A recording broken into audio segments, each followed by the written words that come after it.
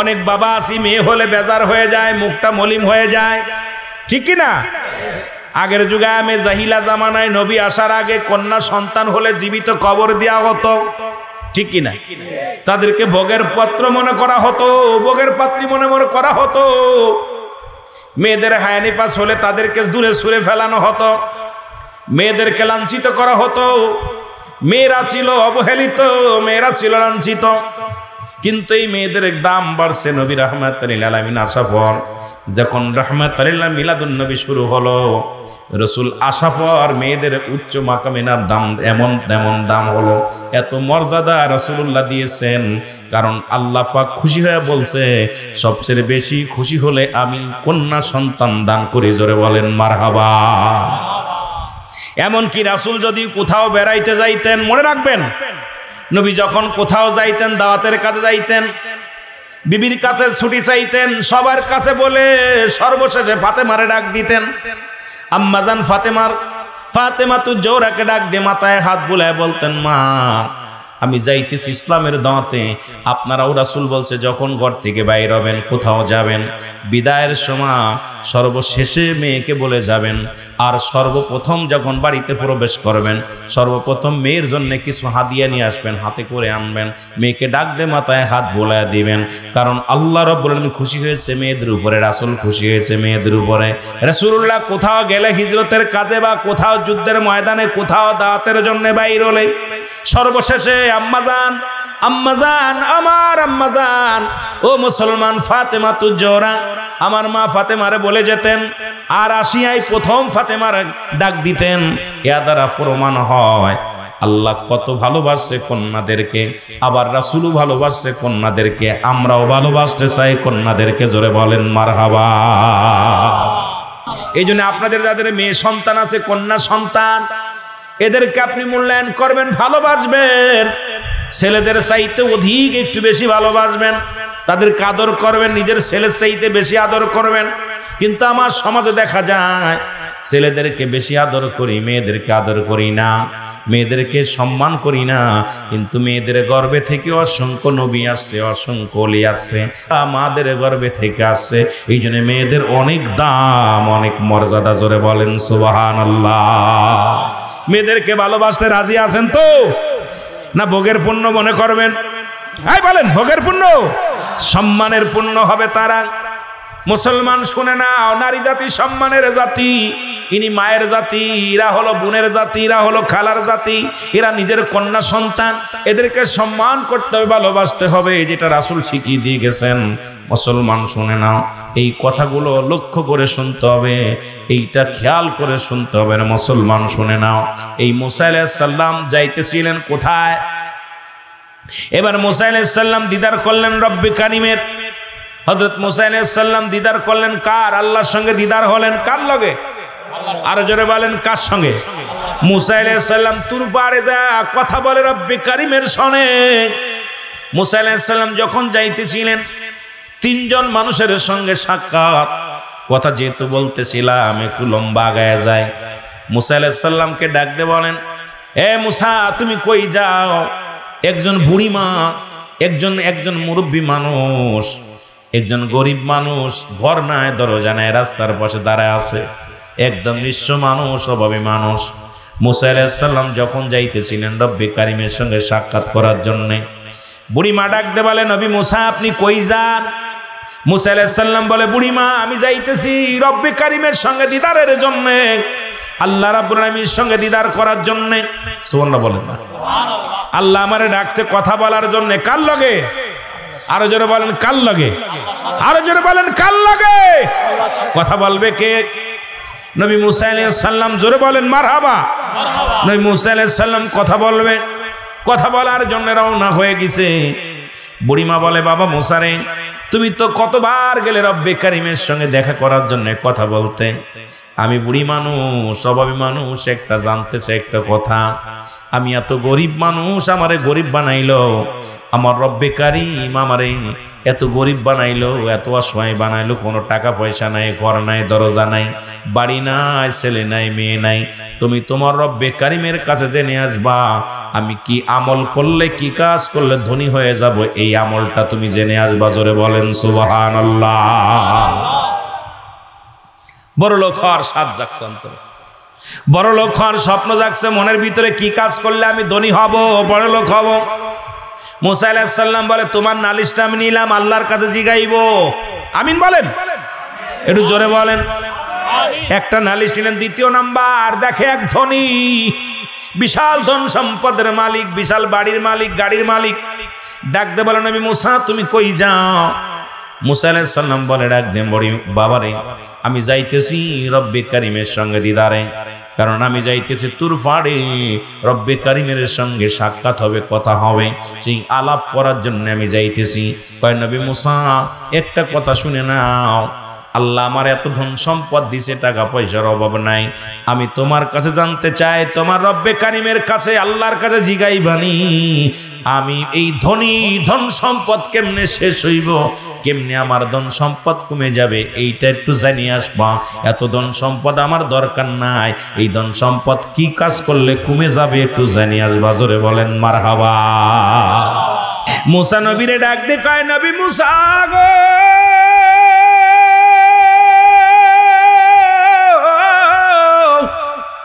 কোথায় যাও গো নবী মুসা?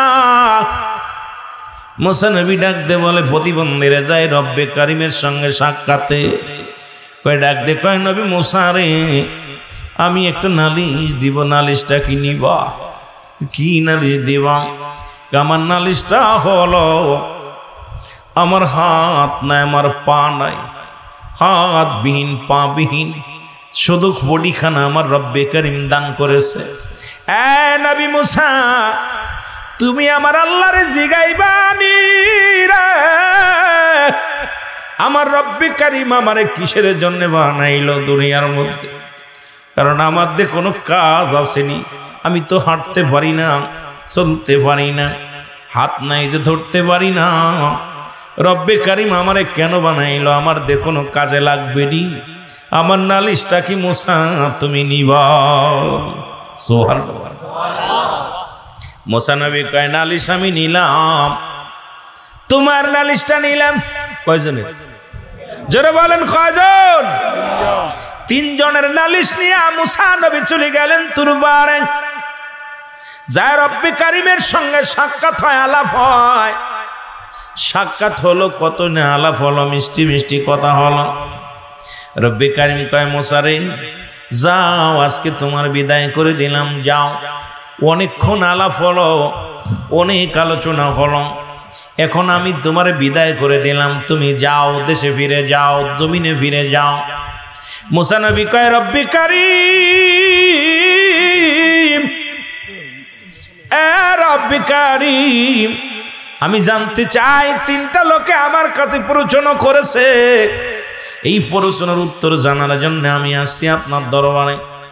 আজকে তিনটা প্রশ্নের জবাব আমারে দিবেননি। আল্লাহ কয় মুসা রে বলো তোমার তিনটা প্রশ্ন কি উত্তর চাও?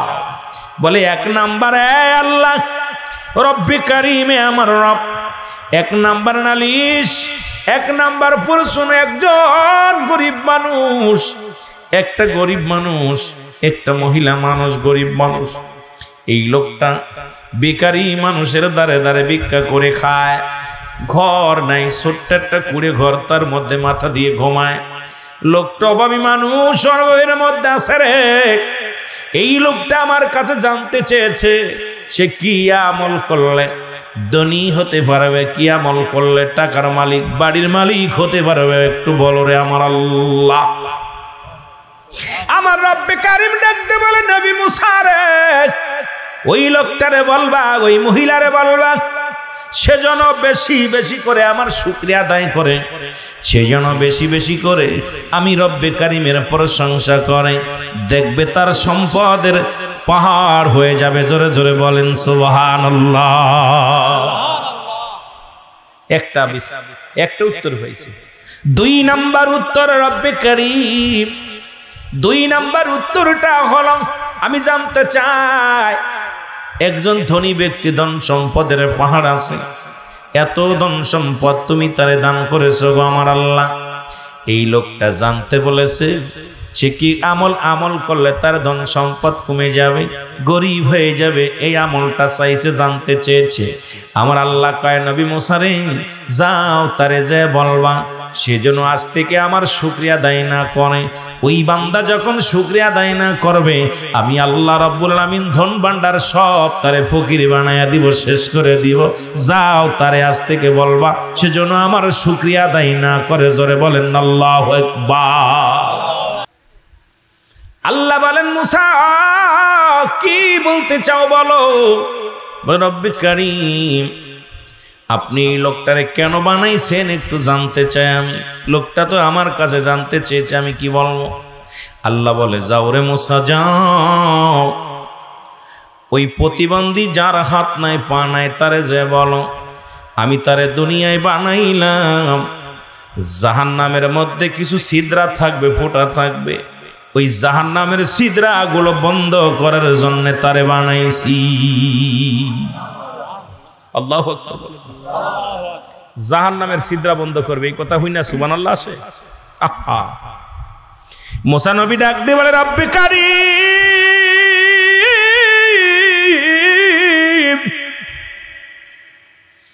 ওই লোকটা দুনিয়ার মধ্যে কোনোদিন হেঁটে দেখলো না তোমার জমিনে,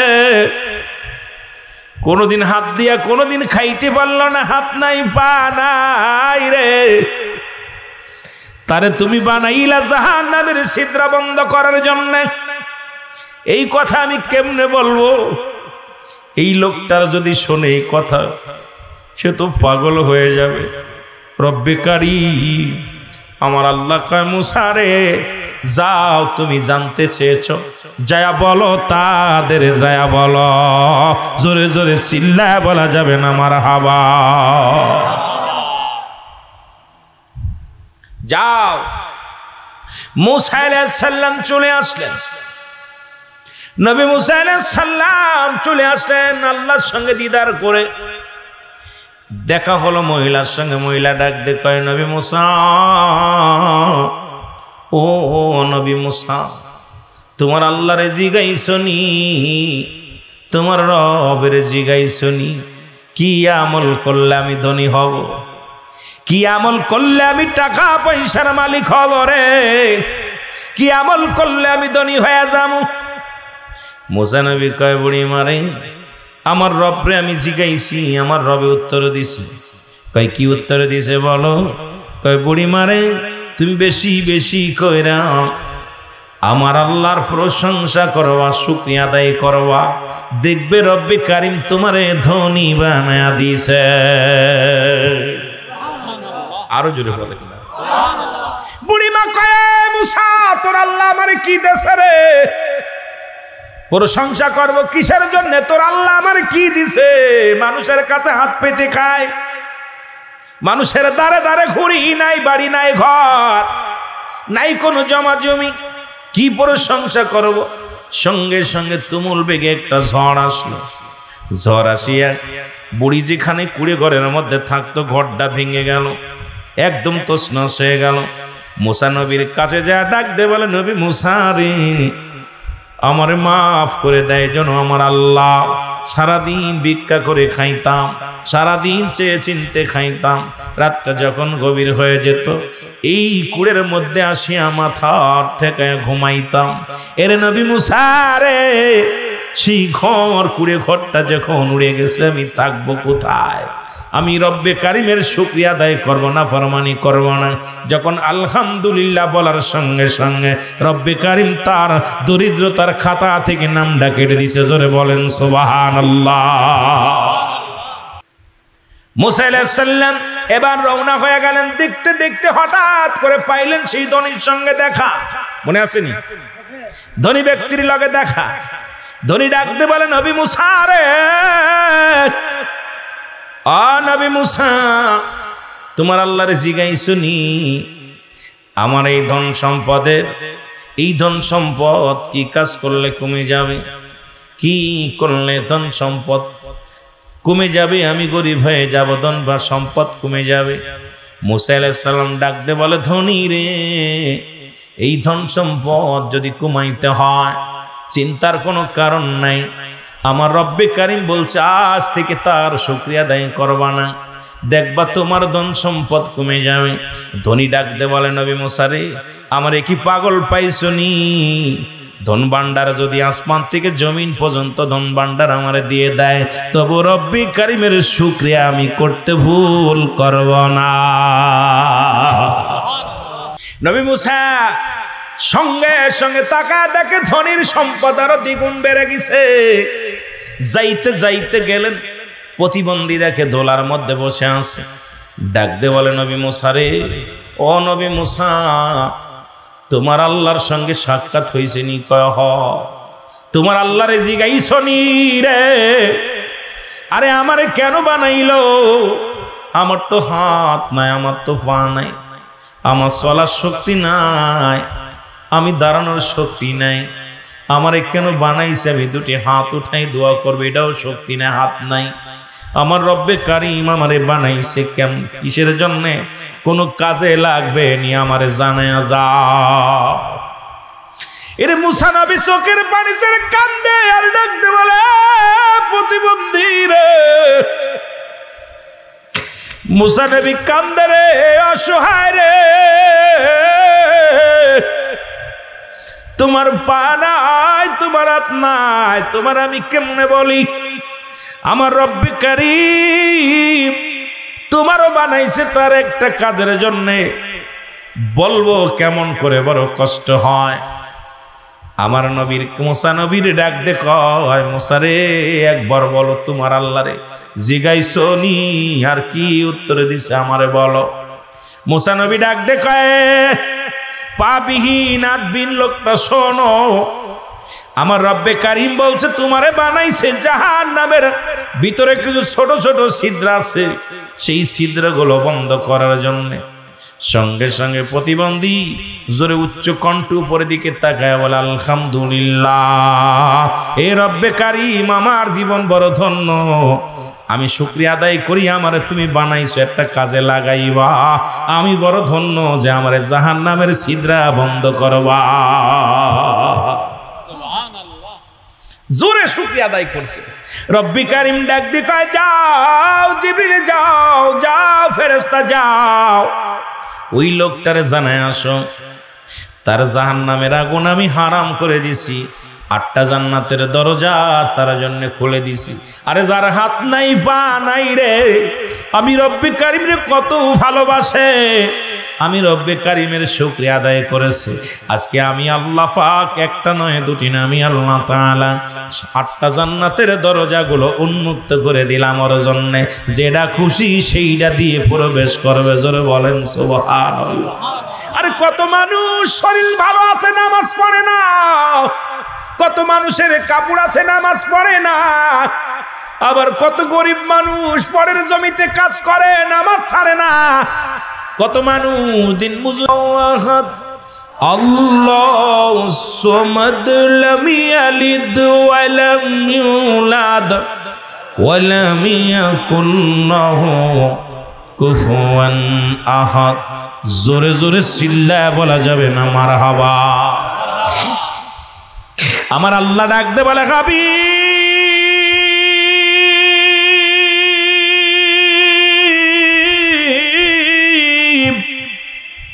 আপনি বলে দেন আমি আল্লাহ, আমি আল্লাহ, আমি কাউকে জন্ম দিই নাই, কারু থেকে জন্ম নিই নাই, আসমান জমিনের মধ্যে আমার সমতুল্য আমার সমকক্ষ আর কেউ নাই। এই পৃথিবীর মধ্যে তামাম পৃথিবীর সমস্ত জাতি মাখলুকাত আমার মুখাফেক্ষি, আমি কারুর মুখাফেক্ষি নয়। আরো জোরে। সুতরাং যারা মিলাদ মানে না, আমার নবীর নাম মুহাম্মাদুর রাসূলুল্লাহ সাল্লাল্লাহু আলাইহি ওয়াসাল্লাম, আমার নবীর বাবার নাম আব্দুল্লাহ, মার নাম আমিনা, নবীর দাদার নাম আব্দুল মুত্তালিব, দাদির নাম ফাতিমা, নবীর দাদির সংখ্যা ছিল 6 জন। জিতু জশ্নে জুলুত মিলাদের নবীর একটু আলোচনা করতে বলেছে, এই জন্য হঠাৎ করে ঢুকে গেছি আমি, অন্যদিকে নয় রে মুসলমান। নবীর দাদা বিয়ে করলো 6 খানা। আপন দাদির নাম হলো ফাতিমা, নবীর নানার নাম আব্দুল ওহাব জরি, নানির নাম বাররা। বংশ হল কুরাইশ। 570 খ্রিস্টাব্দে দুনিয়ার মধ্যে আগমন করেছে। রসুলের চাচার সংখ্যা ছিল 9 জন, রসুলের ফুপুর সংখ্যা ছিল 6 জন। অযুবক বন্ধুরা শোনো গো, আমার আল্লাহর বাবা আমার নাম কি, আল্লাহর দাদা দাদির নাম কি, আল্লাহর নানা নানির নাম কি? যে সমস্ত কাঠমৌলবীরা বলে মিলাদ মানি না, এই মৌলবীর জিগাইবেন তোমারও জন্ম আছে, তোমারও মিলাদ আছে। যারা মিলাদ স্বীকার করে এই মৌলবী সাহেবেরও মিলাদ আছে, এই মৌলবীর বাড়ির গরু ছাগলেরও মিলাদ আছে, কিন্তু নবীর মিলাদ মানে না। আমার নবীর মিলাদ মানেই যে জন্ম বৃত্তান্ত, এই মৌলবী তা বোঝে না। জোরে বলেন ঠিক কিনা?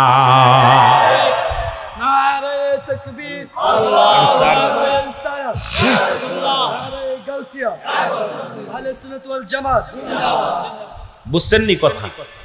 এদেরকে বোঝানোর জন্য বেশি দলিল লাগবে না। সূরা ইখলাসটা পড়ে বলে হুজুর, আরে রব্বে কারীম তো কাউরে জন্ম দেয় নাই। রাসূল দুনিয়ার মধ্যে বাবা ছিল, মা ছিল, তার বউ ছিল, ছেলে মেয়ে ছিল, সব ছিল। একমাত্র স্রষ্টার কোন মিলাদ নাই, সৃষ্টির মিলাদ আছে। জোরে বলেন মিলাদ। বুঝেননি? ক্লিয়ার? জোরে বলেন ক্লিয়ার? বুঝছেন তো? মুসলমান গভীর মনোযোগ। শুধু তাই নয়, এখন বলবে হুজুর এটাও মানলাম, কিন্তু ঈদে মিলাদুন নবী এটা আবার কোন হালুয়া? আমরা জানি ঈদ দুইটা, ঈদুল ফিতর, ঈদুল আযহা। আবার এই ঈদ আসলো কই থেকে? মুসলিম মিল্লাতের ঈদ কয়টা জানা আছে নি আপনাদের? কয়টা ঈদ? জোরে বলেন কয়টা ঈদ? একটু জোরে চিল্লায় বলেন কয়টা ঈদ? ওই মিয়া, ঈদে মিলাদুন নবীর মাহফিল করাবার ঈদ মানো না? ঈদ কয়টা? মুসলিম মিল্লাতের ঈদ এখন চট্টগ্রামের মানুষ যদি বলে 3টা বা 2টা, আমি মনে করি এদের কপাল পুরা রে।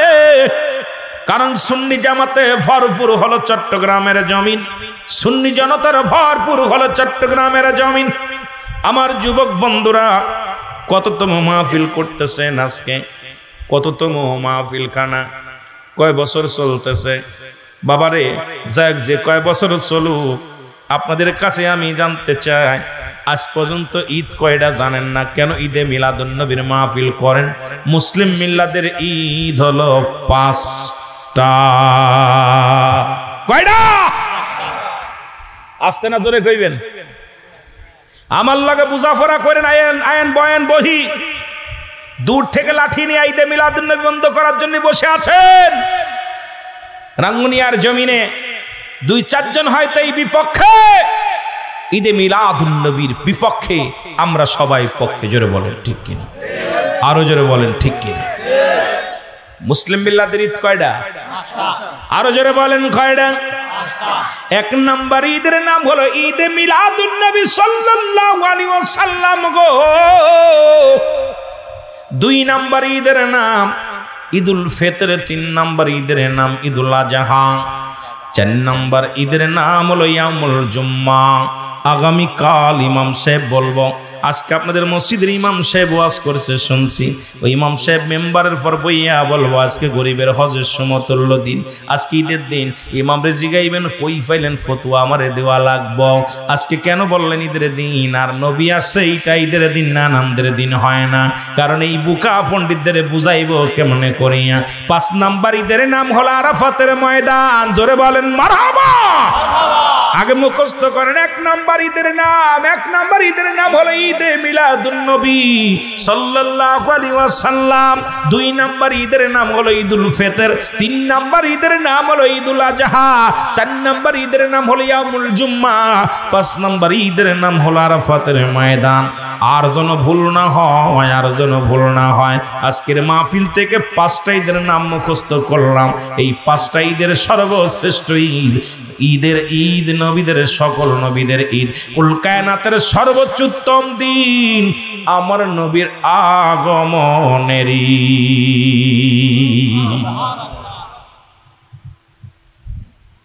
সুবহানাল্লাহ জোর নাই। যদি বলা হতো এই একবার সুবহানাল্লাহ কইলে 300-500 করে টাকা দিন, তলি হইতো, জোর হইতো। গরু কাটছে, জবাই করছে, কুরবানি করছে, আপনাদের গোশ খাও, সুন্দর তাবারক করছে। তাবারকটা খাইবেন, ভয় নাই। আমি আগেই বলেছি এত দূর থেকে বক্তা নিয়ে আইছেন।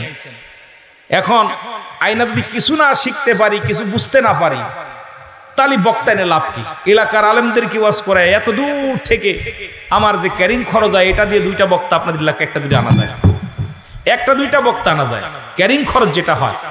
কথা বুঝলেন? কারণ 3-4 হাজার টাকা শুধু টোল ভাড়া দিতে হয় আমার।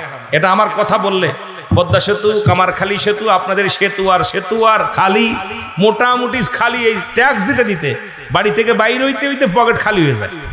কথা বুঝলেন? এখন এই কথাগুলো যদি বলি, যারা মাগুরা গিয়েছেন, যশোর, মাগুরা, খুলনা গিয়েছেন, তারা বলতে পারবেন। তারা জানেন যে কি অবস্থা লাগে, কি খরচ হয়। যারা মুরব্বীরা গিয়েছেন, 2-4 জন গিয়েছেন, এত দূর থেকে সিদ্দিকী সাহেবরা আইনা যদি আমি কিছু শিখতে না পারি, বুঝতে না পারি, তাহলে তো আমার আনায়, আমি মনে করি আমার আনাটাই আপনাদের বিফলে চলে গেছে। কারণ আনতে বক্তা, যে বক্তা ওয়াজ করবে, শ্রোতা এগুলো শিখতে হবে, শুনতে হবে, মুখস্থ করতে হবে। কারণ প্রতি এক বক্তা যখন যে কথা বলবে, একটা ফুলের একটা গ্রাম, যে বক্তা যখন যে কথাগুলো বলবে, এটা খেয়াল করতে হবে, দিলের কান লাগায় শুনতে হবে। যারা বলেন ঠিক কিনা? একটু মহব্বতের সঙ্গে দুরূদ শরীফ পড়েন। আল্লাহুম্মা অল্প দিব বাবা, অল্প দিব।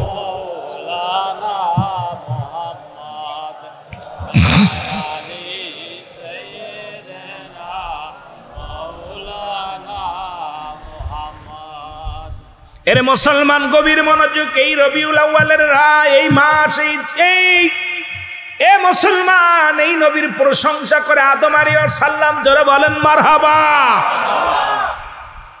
মনে রাখবেন, ওয়াজ কই থেকে কই যায়। ঈদে মিলাদুন নবীর ওয়াজ হট করে বলে গেলাম। বাবারা, আমার মূল ধারায় যেহেতু আমার ভাই বলছে হুজুর এই মিলাদুন নবীর আলোচনাটা একটু করবেন, এই জন্য মূল ধারায় থাকা লাগবে। আমার বাজানে এরা আমার নবীর ওয়াজ করে অন্যান্য নবীরা। এরে আদম আলাইহিস সালাম, তাওরাত, জব্বুর, ইনজিল যত কিতাব আছে, সমস্ত কিতাবের মধ্যে আখির নবীর পরিচয়, আখির নবীর গুণগান, আখির নবীর শান সব নবীরা গেছে। সব নবীর বিবির আফসোস করেছে, আখির নবীর মা যদি হতে পারতাম। আদম নবীর বিবি হাওয়া আলাইহিস সালাম বারবার আফসোস করেছে, পরওয়ারদিগার আলম, আমি যদি আখির নবীর মা হতে পারতাম, আমার জীবনটা বড় ধন্য হতো। তুমি 100 জোড়া সন্তান আমারে দিলা, এর মধ্যে তুমি আখির নবীর মা বানাইলা না, বড় আফসোস আমার মনে। তবে আমার বংশের ভিতরে থেকে আখির নবী বানাইয়া দিও। জোরে জোরে বলেন মারহাবা। এরে আদম নবীর 100 জোড়া সন্তান, কয়শো জোড়া? 100 জোড়া। 100 জোড়া সন্তান আদম আলাইহিস সালামের। এর মধ্যে একজন বেজোড় সন্তান ছিল, নাম হলো হযরত শীশ আলাইহিস সালাম। নাম কি? আর এই শীশ আলাইহিস সালাম বিয়ে করছে ফেরেশতারে, ওই জান্নাতি হুর। আপনারা দুনিয়ার কোন মহিলা বিয়ে করে নাই, শীশ আলাইহিস সালামের সঙ্গে বিবাহ হয়েছে জান্নাত থেকে হুর আনিয়া। এই হুর দিয়া, জান্নাত থেকে খাবার দিয়া। কারণ আখিরি নবীর ভালোবাসার কারণে, আখিরি নবীর প্রতি মহব্বত আনার জন্য আদমকে জিবরিল আমিন ডাক দে, কয় আদম রে, তোমার শীষের কাছে যখন আখির নবীর দাওয়াত দিলা, শীষ যখন বলল বাবারে আমি নবী না হইয়া যদি আখির নবীর উম্মত হতে পারতাম, জীবনটা ধন্য হয়ে যেত। আর রব্বে কারিম এত খুশি হইয়া শীষের বিবাহর বন্ধনে আবদ্ধ হওয়ার পর যত ফলমূল জান্নাত থেকে জিবরিল আমিন দিয়া পাঠাইয়া দিলেন, জিবরিল যাও, কারণ আমার শীষ আখির নবীর পাগল। আদম আলাইহিস সালাম আখির নবীর পাগল, কারণ আখির নবীর মিলাদ রে, আখির নবীর প্রশংসা করে আমার আদম। সুবহানাল্লাহ বলো আরো জোরে। যাও যাও, জান্নাত থেকে ফলমূল নিয়ে যাও, ওই জান্নাতি ফল দিয়া যত মেহমান আসবে সবাইকে মেহমানদারি করবা। সুবহানাল্লাহ আরো জোরে। জিবরিল আমিন সঙ্গে করে জান্নাত থেকে হুর নিয়ে আসলেন, সুবহানাল্লাহ বলেন, জান্নাত থেকে হুর নিয়ে আসলেন। জিবরিল আমিনের পাশে দাঁড়া আছে আদম আলাইহিস সালামের। আদম নবীরে ডাক দিয়ে বলে, জিবরিল আমিন হুজুর, আপনি জান্নাতি ফল খেতে চেয়েছিলেন, জান্নাতি নিয়ামত খেতে চেয়েছিলেন, এই লন জান্নাতি নিয়ামত গুলো। ও আদম নবী গো, আপনি খুশি হইছেন নি? কয় আমি খুশি হইলাম। আড়ালে দাঁড়ায় আছে এক সুন্দরী মহিলা। আদম নবী ডাক দে বলে, আদম নবী ডাক দে বলে, জিবরিল রে বলো তোমার পাশে যে সুন্দরী নারী দাঁড়ায় আছে, এ তো কোনো দুনিয়ার কোনো মানুষ আমার মন বলে না, কারণ এই মানুষগুলোর সঙ্গে আমার দেখা হয়েছে জান্নাতের ভিতরে। রব্বুল আলামিন যখন আমার রূহটা বানাইয়া যখন আমার জান্নাতে প্রবেশ করেছিল, তখন আমি অসংখ্য রূহ দেখেছি। এ তো কোনো দুনিয়ার কোনো মানুষ নয় রে, এ তো জান্নাতি নারী রে। সুবহানাল্লাহ বলেন। জিবরিল আমিন ডাক দেখায়, আল্লাহ নবী আদম আলাইহিস সালাম শোনেন গো, কারণ এই দুনিয়ার কোন নারীর সঙ্গে ঈসা আলাইহিস সালামের বিবাহ হবে না, কারণ জান্নাত থেকে এই নারীটারে, এই হুরটারে আমার রব্বি কারীম পাঠায়া দিছে। জোরে বলেন মারহাবা। এরে নবীর দুরুদ পড় দিলে দিলে হৃদয় খুলে, বলো নবীর দুরুদ পড়, বলো নবীর দুরুদ পড় দিলে দিলে হৃদয় খুলে। আরে নবীর দুরুদ, এর গর্বেতে রাসূল দিওয়ানা, টের পাইলেন না মায়া মেনা। গর্বেতে রাসূল দিওয়ানা, টের পাইলেন না মায়া মেনা। ওরে খবর দিল জিবরাইল আমিনে, গায়ে গায়ে খবর দিল জিবরাইল আমিনে, রাইখো মনে। আর নবীর দুরুদ পড়ো, আরো জোরে বলেন নবীর দুরুদ পড়ো দিলে দিলে, গায়ের নবীর দুরুদ মুমিন সবে। আর নবীর দুরুদ পড়ো। এক মাসের গর্ভে যখন আমার মায়া মেনা দেখেন সব, ওরে আকাশের চাঁদ নেমেছে ঘরে আমার, আকাশের চাঁদ উঠেছে ঘরে, রাইখো মনে। আর নবীর দুরুদ পড়ো, আরো জোরে বলেন নবীর দুরুদ পড়ো দিলে দিলে হৃদয় খুলে। আর নবীর দুরুদ, এর 2 মাসের গর্ভে যখন আমার মায়া মেনা দেখে সবন, ওরে আকাশের চন্দ্র এসে ঘরে, হায় হায় আকাশের চাঁদ নেমেছে ঘরে, রাইখো মনে। আর নবীর দুরুদ পড়ো, নবীর দুরুদ পড়ো দিলে। নবীর দুরুদ পড়বে কারা জানেন? আল্লাহ কিন্নানি চিন্নাল্লাহ, আমি আল্লাহ ইউসাল্লুনা, আমি পড়ে চালান নবী আমার নবীর উপরে। পড়বে কারা জানেন? আল্লাহ বলতে ইয়া আইয়ুহান নাস, নাস বলেন ইয়া আইয়ুহাল্লাযীনা আমানু, হে ঈমানদার বিশ্বাসীরা, সাল্লু আলাইহি ওয়া সাল্লিমু তাসলিমা, দুরূদ ও সালাম পাঠ করা আমার নবীর উপরে, তাসলিমান তাগিদ দিয়েছে পড়ার জন্য, তাজিমান সম্মানের সঙ্গে। সুবহানাল্লাহ বলেন। এখানে এই জন্য নবীর দুরুদের প্রতি অনেকেই দুরুদ ইব্রাহিম পড়ে, নবীর দুরুদ পড়ে না, কারণ আল্লাহ বলছে ঈমানদাররা পড়বে দুরুদ। কারা পড়বে? কথা কয় না কেন? আল্লাহ ইয়া আইয়ুহাল্লাযীনা আমানু, হে ঈমানদারেরা, হে বিশ্বাসীরা। আল্লাহ ডাক দিছে কাদেরকে? জোরে বলেন না কাদেরে? ঈমানদারদেরকে, মানুষের ডাক দেন নাই। আমার বাবারা, আমার গভীর মনোযোগ। ঈসা আলাইহিস সালাম আদম নবী ওয়াজ করে সন্তানদের সামনে নিয়ে। আমার নবীর ওয়াজ করে কোন নবী? আরো জোরে বলেন কোন নবী? আরে এমন নবীর উম্মত হইলাম রে, যে নবীর ওয়াজ করে আদম আলাইহিস সালাম আদি পিতা, আদি পিতা ওয়াজ করে। আখির নবী এই, আখির নবী এই, আখির নবীর এত দাম আখিরি নবীর এত মর্যাদা, আখিরি নবী আগে যাবে জান্নাতে, আখিরি নবীর উম্মত যাবে আগে জান্নাতে। আখিরি নবীর ফায়দা গুলো আলোচনা করতে লাগলেন আদম আলাইহিস সালাম। ঈসা আলাইহিস সালাম ডাকতে বলে, বাবা আদম,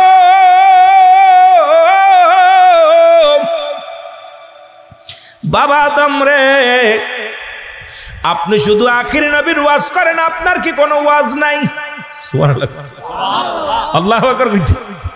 আরে আপনি তো একজন নবী, আপনার কোনো ওয়াজ নাই, আপনি তো আল্লাহর পয়গম্বর, আল্লাহর পয়গম্বর, আপনি আদি মানব। এরে আপনার ওয়াজ বাদ দিয়া শুধু আখিরি নবীর ওয়াজ করেন, প্রশংসা করেন। শিশু একটু মনে মনে ক্ষিপ্ত হয়েছিল এদিন, আল্লাহর নবী আদম আলাইহিস সালাম, আপনি খালি আখিরি নবী আখিরি মুহাম্মদ রাসূলুল্লাহ বলেন বারবার, ঘটনাটা কি আপনার কোনো ওয়াজ নসিহত নাই? আদম আলাইহিস সালাম ডাকতে বলে, বাবা শীষ, ওরে আখিরি নবীর উম্মতের ভিতরে যে 5টা গুণ আল্লাহ দান করেছে, যে 5টা গুণ আল্লাহ দান করেছে, এই একটা গুণ আমি আদমের ভিতরেও নাই। আরে নবী তো দূরের কথাই, নবীর উম্মতের এত দাম। আসতে কইতেন না রে, বাড়ি যে কইবেন সুবহানাল্লাহ, বাড়ি বাসায় ঘুমায় ঘুমান বলবে সুবহানাল্লাহ। আদম বলতেছে, বাবা শীষ, চুপ কর বাবা। আর ওই নবীর ওয়াজ করতেছ, ওই নবীর উম্মতের যে দাম, আর ওই নবীর উম্মতের যে মর্যাদা আল্লাহ দান করছে, ওই 5টা গুণের গুণ আমার ভিতরে নাই। সুতরাং নবী তো দূরের কথা, নবীর উম্মতের যে দাম, এইটা শুনলেই তো তোর মাথা পাগল হয়ে যাবে। সুবহানাল্লাহ বলেন। সুবহানাল্লাহ। আহা, কোন নবীর উম্মত গোমরা? কোন নবী? আমরা সেই নবীর উম্মত, যিনি ছিলেন নবীদের নবী, আল্লাহর পিয়ারা হাবিব, যিনি হবে আখিরাতে নবীদের ইমাম। আমরা সেই নবীর উম্মত। জোরে বলো মারহাবা। আদম আলাইহিস সালাম যেই বলছে, বাবা শীষ, ওই নবীর ওয়াজ করব কি? ওই নবীর উম্মতের যে গুনাহগুণ আছে আমার সেটা নাই। একজন নবী হইয়া উম্মতের পরের উম্মতের প্রশংসা করেন।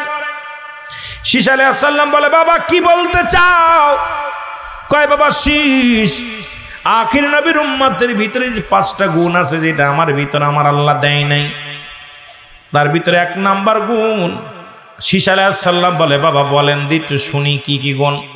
বলে, 1 নাম্বার গুণ, আমি তোর বাবা আদম একটা মাত্র আদনা ভুল করেছিলাম, যা ভুল হয়েছিল, যার কারণে রব্বে কারীম আমারে জান্নাত থেকে বিতাড়িত করে দিয়েছিল। জোরে বল আল্লাহু আকবার। এর আখির নবীর উম্মত যদি 1000টা ভুল করে, তার ঘর থেকে বাইর করবে না কেউ। সুবহানাল্লাহ কইতে না? সুবহানাল্লাহ। ওই নবীর উম্মত 1000টা ভুল করে যদি, এই যে জিনা করেন, ব্যভিচার করেন, আল্লাহ কি আপনাদের ঘর থেকে বাইর করে দিছে কেউ? কথা বলেন দেশে। কিন্তু রব্বে কারীম একটা ভুল করার কারণে আল্লাহ রাব্বুল আলামিন আদম আলাইহিস সালামকে ঘর থেকে বাইর করে দিল। বলে, বাবা শীষ, আরে আখির নবীর উম্মতের 1000টা যদি অন্যায় করে, 1,00,000টা অন্যায় যদি করে, কেউ তাদের ঘর থেকে বাইর করে দিবে না। আর আমি তোর আব্বা নবী হওয়া পরও আমার আল্লাহ ঘরে রাখি নাই, বার করে দিছে। জোরে বলেন আল্লাহু আকবার। 2 নাম্বার, বাবা আমি তোর আব্বা জান একটা মাত্র ভুলের কারণে ওরে 300-350 বছর কাঁদলাম। কয়শো বছর? 350 বছর কান্দাইল আমার আল্লাহ। কানতে কানতে চোখের পানিগুলো পড়ে গা হয়ে গেল, কানতে কানতে চোখের পানি পড়ে, আমার চৌলের গোস্তগুলো খসে খসে পড়েছে। অবশেষে আখির নবীর উসিলায় আমি আদমকে আল্লাহ ক্ষমা করেছে রে বাবা শীষ।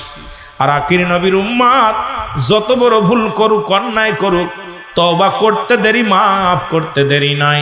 ওরে 3.5 মিনিটও কান্দা লাগবে না। আর তোর আব্বা 350 বছর কেঁদে কেঁদে মাপ পাইছে রে বাবা।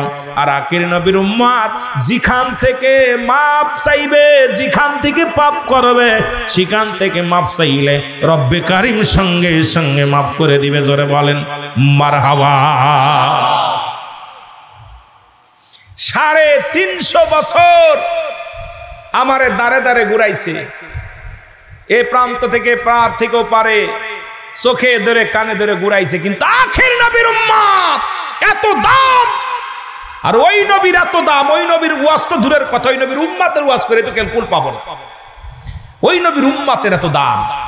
যত পাপ করুক, যত অন্যায় করুক, মাফ চাইতে দেরি, মাফ করতে দেরি নাই। 3 নাম্বার গুনাহগুন রে ও বাবা শীষ, আমি তোর মা একটা ভুল করার কারণে বউডারে আলাদা করলো, তোর মারে ফেলাইলো এক দেশে, আমারে ফেলাইলো এক দেশে। আরে মনের দুঃখ বলবো কারে? কারে মনের দুঃখ বলার মতো কেউ ছিল না। আরে আমরা যতই কষ্ট হোক বাড়ি আসিয়া বিবিরে বলি, বিবিরে আজকে দিনটা বড় কষ্টে গেছে, ব্যবসা ভালো হয় নাই, অফিসে ভালো যায় নাই, ক্ষেত খামারে কাজ ভালো হয় নাই। মনের কথা বোর কাছে বলা যাবে, কিন্তু মুসলমান হযরত আদম আলাইহিস সালাম একটা ভুল করার কারণে আদম আলাইহিস সালামকে ফেলাইলেন এক দেশে, হাওয়া আলাইহিস সালামকে ফেলাইলেন এক দেশে, ঘরের বিবিডারে পর্যন্ত জুদা করে দিছে। আমরা 1000 টন নাই করলে আমাদের বউডারে কেউ আলাদা করে দিবে না। জোরে বলেন ঠিক কি না?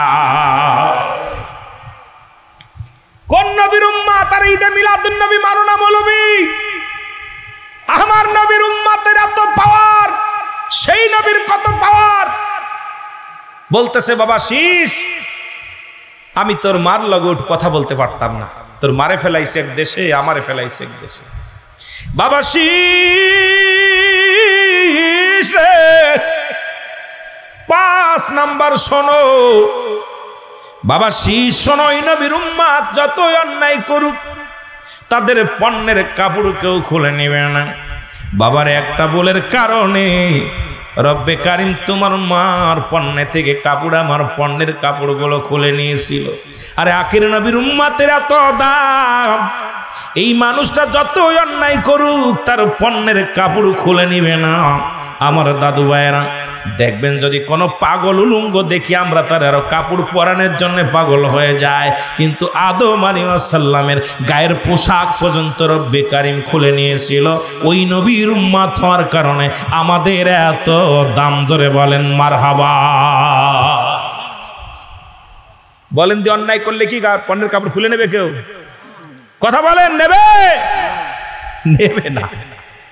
আরে শীষ আলাইহিস সালাম ডাক দে বলে, বাবা আদম রে, ও বাবা আদম, তুমি সেই রব্বে কারিমের বলো, আমি আর নবী হতে চাই না, আমি আর নবী হতে চাই না, ওই আখিরি নবীর উম্মত হতে চাই, ওই নবীর উম্মত হইয়া উঠতে চাই রে বাবা আদম।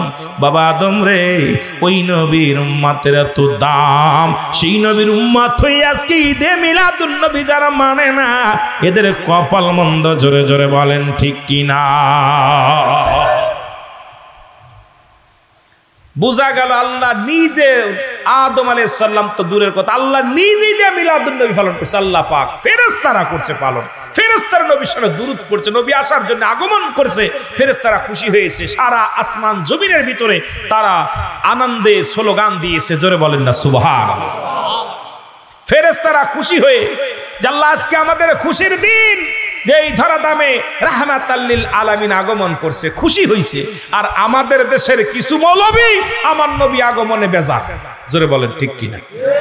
আমার দেশের অপদত্ত কিছু মৌলবী, আরে মৌলবী সাহেব তোমাদের বদনসিব বদকপাল, কারণ তোমরা হলো আহমদ নবীর উম্মত।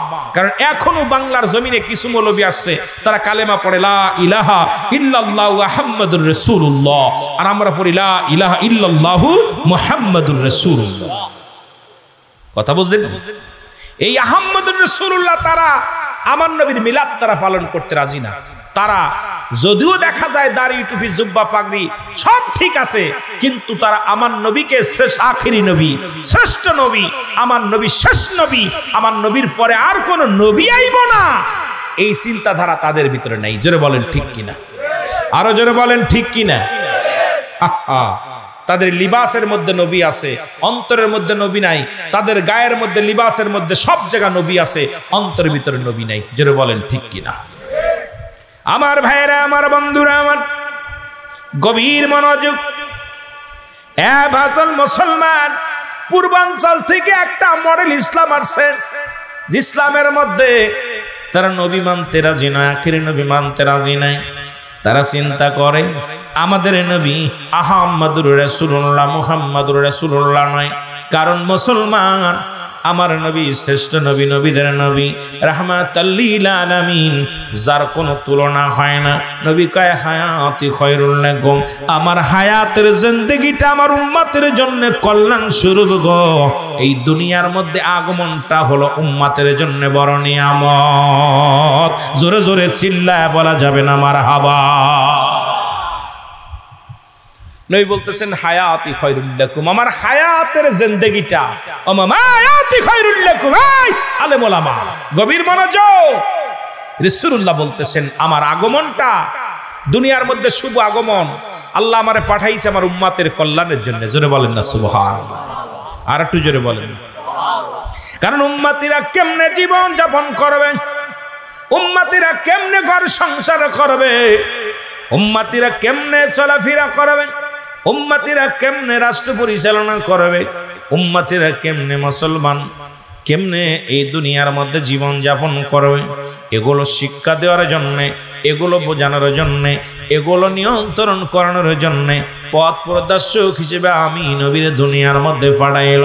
আবার নবী কো ফাতি খায়রুল লাকুম, আমি নবী ইন্তেকাল করলাম, আমি নবীর ইন্তেকাল শরীফটা আমার উম্মতের জন্য কল্যাণ স্বরূপ। এখন আমার দেশের কিছু আলেমরা কয় নবী মরে গেছে, নবী কয় না না না, আমার ইন্তেকাল শরীফটা আমার উম্মতের জন্য কল্যাণ স্বরূপ। কারণ পৃথিবীর মধ্যে কোন উম্মত যখন ভালো কর্ম করে আমি নবীর সঙ্গে সঙ্গে প্রশংসা করি আমার আল্লাহর দরবারে। আবার যদি কোন উম্মত গুনাহের কাজ করে সঙ্গে সঙ্গে আমি নবী আল্লাহর দরবারে ইস্তেগফার করি, ক্ষমা চাই। সুতরাং এমন নবীর উম্মত আমরা হইলাম যে নবী আমার, আমি পিরাইট আলোচনার মধ্যে কথাটা বলে থাকি, অন্যায় করে ছেলে মাফ চাই চেয়ার মুসলমান বাবা, অন্যায় করে গ্রামের ছেলে মাফ চাই চেয়ারম্যান মেম্বার যাইয়া, এমন নবীর উম্মত হইলাম। ভুল করি আমি ক্ষমা চাই রাহমাতাল লিল আলামিন। কথা কি বুঝেছেন? ক্লিয়ার? নবীজি বলতেছেন আমি দুনিয়ার মধ্যে আগমন করেছি উম্মতের কল্যাণের জন্য, আবার দুনিয়া থেকে বিদায়টাও এটা উম্মতের জন্য কল্যাণ পাবে। কারণ এমন নবীর কয়জন পাবেন এই দুনিয়ার মধ্যে? যে নবীর উম্মত হওয়ার জন্য আদম নবী আফসোস করেছে, ঈসা নবী আফসোস করেছে, মূসা নবী আফসোস করেছে, সর্বশেষ ঈসা আলাইহিস সালামের দোয়া কবুল করছে আল্লাহ। ঈসা নবী যখন 40 বছর বয়স ডাকবে আল্লাহ এ রব্বে কারীম, আমার আর নবী হিসেবে আমি আর থাকতে চাই না, আমারে নিয়ে যাও, আমি আখিরি নবীর উম্মত হয়ে আসতে চাই। আল্লাহ কবুল করলেন, ঈসা আলাইহিস সালামকে উঠায় নিয়ে গেছে, এরে আবার আখিরি নবীর উম্মত হিসেবে দুনিয়ার মধ্যে পাঠাইব। জোরে বলেন সুবহানাল্লাহ, আরো জোরে বলেন, আরো জোরে বলেন সুবহানাল্লাহ। সেই নবীর উম্মত হয়ে যারা নাফরমানি করি এদের চাইতে কপাল পোড়া মানুষ আর দুনিয়ায় থাকতে পারে না। এই সমস্ত মানুষগুলোর জোরে বলেন ঠিক কিনা? আমার ভাইরা, আমার বন্ধুরা, আমার গভীর মনোযোগ। এই রহমতের নবী আরো জোরে মুসা রে, যতই আমার আল্লাহ বলুক যে তুই শুকরিয়া আদায় করবি না, আমি আল্লাহ শুকরিয়া আদায় করব। আপনি যে হালাতে থাকেন শুকরিয়া আদায় করবেন, আল্লাহ খুশি হয়। যখনই খেয়ে আছেন আলহামদুলিল্লাহ, না খেয়ে আছেন আলহামদুলিল্লাহ, সুখে আছেন আলহামদুলিল্লাহ, দুঃখে আছেন আলহামদুলিল্লাহ। আমার আল্লাহ কয় ফেরেশতারে দেখছস আমার অমুক বান্দা কত অসহায় অসুস্থ, তারপর আমার শুকরিয়া আদায় করে আলহামদুলিল্লাহ। ফেরেশতারে যা ওর জীবনের পিছনের গুনাহ মাফ করে দে, ওর জীবনে উন্নতির দরজা খুলে দে, রহমতের দরজা খুলে দে। কারণ ওই ব্যক্তি নাফরমান না, ওই ব্যক্তি আমার বাধ্যগত, আমার বান্দা, আমার বান্দি। সুতরাং আমি আল্লাহকে কবুল করে নিছি। সুবহানাল্লাহ বলেন, আরো জোরে বলেন। বাধ্যগত হচ্ছে, চান কি চান না? জোরে বলেন, চান কি চান না? এই জন্য যে হালাতে থাকবেন, খবরদার খবরদার, যেখানেই থাকেন যে হালাতে থাকেন, ভাই কেমন আছেন, আলহামদুলিল্লাহ, শুকরিয়া আদায় করুন আল্লাহ। যে হালাতে কত মানুষ হাসপাতালে, কত মানুষ জেলখানায়। আরে ভাই আমার, আপনারা তো জেলখানায় নেই নাই, হাসপাতালে নেই নাই, মর্গে নেই নাই, আপনাকে রাখছে সুন্দর পৃথিবীর আলো বাতাস দেখতেছেন। যার চোখ নাই তার জিগাইবেন চোখের কি জ্বালা। যে কথা বলতে পারে না সে বোঝে কষ্ট, যার হাত নাই সে হাতের ব্যথা বোঝে, যার পা নাই সে পার ব্যথা বোঝে, কারণ যার যেটা নাই সে সেটা বোঝে। জোরে বলেন ঠিক কিনা? আর আল্লাহ আপনাকে এত সুন্দর বানিয়েছে, তারপরও নাফরমানি করি আমরা, নাফরমানি করি আমরা, রব্বে কারীমের সঙ্গে নেমহারামি করি, আমার আল্লাহ পাক আমাদেরকে ক্ষমা করবে না। জোরে বলেন ঠিক কিনা? সঙ্গে সঙ্গে আবার কুড়ে ঘর ঠিক অটোমেটিক রব্বে কারীম দান করে দিয়েছে, ফেরেশতা দিয়া একদম লাঠি মাটি দিয়া ভালো করে দিছে, গুছাই দিছে। ও জোরে জোরে শুকরিয়া আদায় করতেছে, আল্লাহ আমি নাফরমানি করেছি। ভাই যে হালাতে থাকবেন শুকরিয়া আদায় করবেন। কত মানুষের, এই যে আমাদের যিনি পরিচালক ভাই দেখলাম, ওনার কিছু শারীরিক কিছু সমস্যা টুটি দেখলাম, আহা কত সুন্দর কথা বললো, কিন্তু আল্লাহ পাটা আঙুলগুলো ঠিক মতো দেয়নি। আমি তাকায় চিন্তা করলাম, আমি আল্লাহর বান্দা, আমাকে সম্পূর্ণ স্বয়ং সম্পূর্ণ করছে, তারপর আমি শুকরিয়া আদায় করতেছি না। ও কিন্তু আল্লাহর পাগল, মদিনাওয়ালার পাগল, ইশকে রাসূলের পাগল। জোরে বলেন ঠিক কিনা? এগুলো বুঝতে হবে। এই জন্য অ্যারিস্টটল, সক্রেটিস বই লেখা পার বলছে, নো দাইসেল, নিজেকে নিজে চিনতে হবে, মানারাফান নফস, নিজের নফসকে চিনতে হবে, কলবু সালিম, আত্মাটাকে প্রসিদ্ধ করতে হবে। এখন নিজকে নিজে না চিনতে পারলে, আর আমাদের কুষ্টিয়া লালন বলে, আপনাকে চিনতে পারলে যাবে অচিনারে চিনা। নিজকে যখন চিনতে পারবেন অন্যকে চিনা সহজ হয়ে যাবে, আর নিজকে চিনতে না পারলে জীবনে অন্যকে চিনতে পারবেন না। আপনি নিজে কেন আমাকে বানালো, আমি কেন দুনিয়ায় আসলাম, এই কেনর জবাবটা বললাম নো দাইসেল। অ্যারিস্টটল, সক্রেটিস, ছেলেরা লেখাপড়া করছি, যার বই না পড়ি দার্শনিক হওয়া যায় না, ইঞ্জিনিয়ার হওয়া যায় না, বড় বৈজ্ঞানিক হওয়া যায় না। অ্যারিস্টটল, সক্রেটিস বই লেখাপড়া বলছে নো দাইসেল, নিজেকে নিজে চিনতে হবে। আশ্চর্যজনক কি অবস্থা! কিন্তু আমরা খালি অন্যের দিকে তাকায় আসি, কিডা কি করলো, কিডা কি করলো, খালি খালি কান কথা, খালি আপনার পরনিন্দা, এইগুলো নিয়ে ব্যস্ত আছি। জোরে বলেন ঠিক কিনা? আমার ভাইয়েরা, আমার বন্ধুরা, আমার জাহান্নামীরা আফসোস করবে, জান্নাতি মানুষগুলোর দেখবে তারাই ভিতরে কত নিয়ামত গুলো পান করবে, তারা খাবে দাবে ঘুরবে, কত আনন্দে ঘুরে বেড়াবে। জাহান্নামীরা দূর থেকে শুধু আফসোস করবে, দেখার জন্যে, কপালে জুটবে না, দেখতে পারবে না। শুধু মুসলমান আফসোস করবে, রব্বে কারীম ওই ঘরটার মধ্যে আমাদের ঢুকায়া দাও, ওখানে যাওয়ার সুযোগ করে দাও, কিন্তু জায়গা হবে না। আর জান্নাতীরা এই জান্নাতের মধ্যে, নিয়ামতের মধ্যে থাকবে। ও মুসলমান শুনে নাও, এটা হলো সেই বাগান, রিয়াজুল জান্নাহ, বেহেশতের বাগান। যেমন গাছের গুণে ফলের পরিচয়, ফলের গুণে গাছের পরিচয়, গাছের গুণে ফলের পরিচয় হয় না। যেমন আম গাছ, আগে আম, তারপরে গাছ, আম গাছ, জাম গাছ, কাঁঠাল গাছ, আগে হলো ফল, তারপরে, জোরে বলেন তারপরে কি? আগে হলো কি? আপনাকে লেখা আগে ফলের পরিচয় না গাছের পরিচয়? আগে ফলের নামটা কয়টা? কি গাছ? আপেল গাছ। এটা কি গাছ? আম গাছ। এটা কি আম গাছ? জাম গাছ। তদ্রূপ আগে রিয়াজুল জান্নাহ, বেহেশতের বাগান, আগে বেহেশত, তারপর হলো বাগান। আর এই জান্নাতের বাগানে ঢুকবে হলো জান্নাতীরা, কোন জাহান্নামীরা না। জোরে বলেন ঠিক কিনা? আল্লাহ রাব্বুল আলামিনের কাছে মুসা আলাইহিস সালাম দাবি করে, আল্লাহ এরপরে যদি কোনো বান্দারে খুশি হও, কোন এলাকার মধ্যে খুশি হও, তারে কি দান করবেন? রব্বে কারীম ডাকতে বলে, মুসা এক নম্বরে যখন খুশি হই কোন মহল্লার মধ্যে বৃষ্টি দান করি, আর যখন কোন মহল্লার মধ্যে কোন এলাকাকে আমি বেশি ভালোবাসি, ওই মহল্লার মধ্যে বেশি বেশি মেহমান পাঠায়া দিই। জোরে বলেন সুবহানাল্লাহ। আরো জোরে বলেন না সুবহানাল্লাহ। কি বাড়ায়া দেয়? তো মেহমানও একটা নিয়ামত। আজকে মাহফিল ওসিলা করে অনেকের জামাই আসছে, অনেকে জামাই বাড়ি বেড়াতে আইছে। জোরে বলেন ঠিক কিনা? মেয়ে আইছে, মেয়ের জামাই, শ্বশুর আসছে, যে এলাকায় মাহফিল হইব, একটু যাই শুনে আসি, বক্তারা আইব, আলোচনা হইব। জামাই ফোন দিছে, আব্বা আমাদের এলাকায় বড় বক্তা আসতেছে, একটু আসেন, আসুন। তো আজকে মিলাদুন নবীর মাহফিল হইব, আইয়েন। যদিও 2-4 ঘর যা আছেন, টুকটাক মেহমান আইছে। জোরে বলেন ঠিক কিনা? যদিও না আসে, আমরা মেহমান সেই মাগুরাতে আইছি, ঠিক কিনা? কথা বলেন ঠিক কিনা? এই মাহফিলটা ওসিলা করে তাহলে যে মহল্লার মানুষকে আল্লাহ বেশি ভালোবাসে, যে এলাকার মানুষদেরকে আল্লাহ বেশি ভালোবাসে, সেই মহল্লার মধ্যে রব্বে কারিম মেহমান পাঠায়, বেশি বেশি করে মেহমান পাঠায়। মেহমান পাইলে খুশি হবেন, মেহমান পাইলে দুঃখ করার কিছু নাই। আদম আলাইহিস সালাম থেকে শুরু করে আখিরি নবী রাহমাতুল লিল আলামিন পর্যন্ত যত পয়গম্বর এসেছে সবাই মেহমানদেরকে কদর করেছে। জোরে বলেন সুবহানাল্লাহ। মেহমান পায় কোনে কি বেজার হয়, ধুর আত্মীয় সুজনে ভরে যাচ্ছে, মেহমান খাওয়াইবেন, দেখবেন এতে আপনার বরকত আসবে সংসারের ভিতরে। মেহমান পায় খুশি হবেন, দূরে ডাল ভাত খাওয়াবেন। মেহমান পায় যখন হাসি মুখে একটা হাসি দিবেন, রব্বে কারিম খুশি হয়ে বলবেন ফেরেশতারে ওই ঘরের মধ্যে বরকত দান কর। সুবহানাল্লাহ বলেন না, আরো জোরে। কিন্তু আমরা অনেকেই চিন্তা করি মেহমান আসলে মুখটা বেজার হয়ে যায়, অভাব, এখন এই মুহূর্তে মেহমান আসলো কি করবো? আরে রিজিকের মালিক তো আল্লাহ, ফয়সালা তো আল্লাহ দিব, মেহমান তো পাঠাইবো আল্লাহ, ওর ভিতরে সব ইচ্ছা করলে হইব না, এটা আল্লাহর তরফ থেকে আইবে। জোরে বলেন ঠিক কিনা? মুসা আলাইহিস সালাম বলে আল্লাহ এরপরে যদি সব চাইতে বেশি খুশি হও, তার চাইতে যদি বেশি খুশি হও, 3 নাম্বার জানতে চায় রব্বে কারিম। মুসা আলাইহিস সালাম বলে আল্লাহ এর চাইতে যদি বেশি খুশি হও তাহলে কি পাঠাও?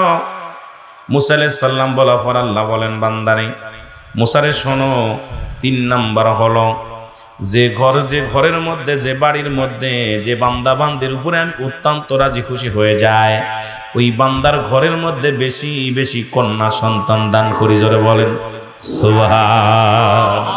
আর একটু জোরে। একজন হলো গরিব আর একজন ধনী। বাবা ভালো করে, এখানে অনেক ধনী গরিব আছেন, আছেন না? কথা বলেন আছেন না? আর ধনী মানুষ ওয়াজ শোনে না, যারা বড় লোক এরা ওয়াজ শুনতে আসে না। আমার জানা মতে বড় লোকরা ওয়াজ শুনতে আসে না, ওরা টাকা দিয়ে জান্নাত কিনতে চায়। বাড়ি বয়া মাহফিলে গেল, 10,000 দিয়ে দিল, বলো দা আমার জন্য দোয়া করে দিস, আর নাম পোস্টারে দিয়ে দিছে অমক শহীদের অমক দফাদার, দিল 50,000 টাকা দিয়ে চলে গেল, জান্নাত কিনে নিল। ওয়াজ বেশিরভাগ মধ্যবিত্ত ফ্যামিলি, গরিব ফ্যামিলির মানুষগুলো আল্লাহমুখী বেশি, এরা ওয়াজ মাহফিলে বেশি বসে। জোরে বলেন সুবহানাল্লাহ। বিশ্বাস হয় না আপনাদের? আপনি খোঁজ নেবেন আমার কথা। এই কেছে এখানে 2টা জিনিস, একটা রহমত একটা গজব। এখানে হাসির জায়গা না, হাসির জায়গা না, রহমত নিবি না, গজবও আইব।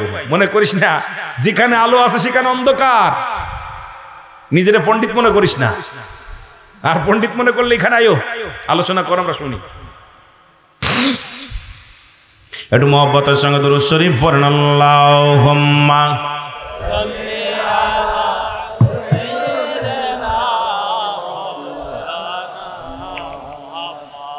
ওয়ালা আলি সাইয়্যিদিনা।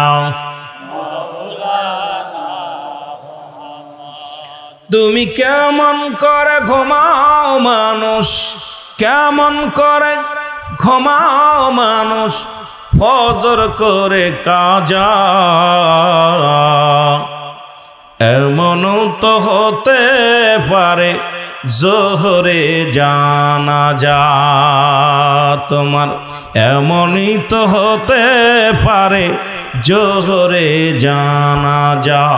তুমি কেমন করে ঘুরছ মানুষ, তুমি কেমন করে ঘুরছ মানুষ, জোহর করে কাজা, এমনও তো হতে পারে আসরে জানাজা। এই তো আমাদের জীবন, এককতে মরণ আর এককতে জানাজা। যেটা বলেন ঠিক কিনা? মুসা আলাইহিস সালাম বলে রব্বে কারীম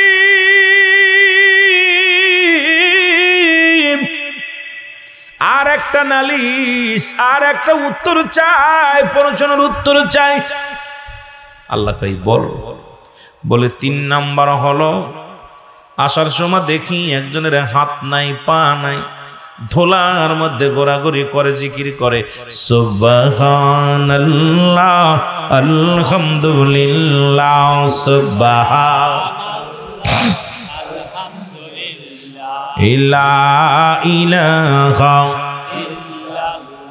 এখন লা ইলাহা ইল্লাল্লাহ বললেই মনে পড়ে না আমার নবীর কালেমা। না বাজান শোনো, আদম থেকে শুরু করে আদম বলছে লা ইলাহা ইল্লাল্লাহ। আদম আলাইহিস সালাম লা ইলাহা ইল্লাল্লাহ মুসা কালিমুল্লাহ, লা ইলাহা ইল্লাল্লাহ ঈসা রূহুল্লাহ, লা ইলাহা ইল্লাল্লাহ ইব্রাহিম খলিলুল্লাহ, লা ইলাহা ইল্লাল্লাহ মুহাম্মাদুর রাসূলুল্লাহ। জোরে বলেন সাল্লাল্লাহু আলাইহি ওয়াসাল্লাম। সব নবী লা ইলাহা, নাই কোনো ইলা ইল্লাল্লাহু এক আল্লাহ ছাড়া। আমি আদম আল্লাহর পয়গম্বর, আমি ইব্রাহিম আল্লাহর পয়গম্বর, আমি মূসা আল্লাহর পয়গম্বর, আমি ঈসা আল্লাহর পয়গম্বর, আমি মুহাম্মাদুর রাসূলুল্লাহ সাল্লাল্লাহু আলাইহি ওয়াসাল্লাম আল্লাহর পয়গম্বর। সুবহানাল্লাহ বলেন না, আরো জোরে। আদম থেকে শুরু করেছে। আমার ভাইয়েরা, আমার বন্ধুরা, আমার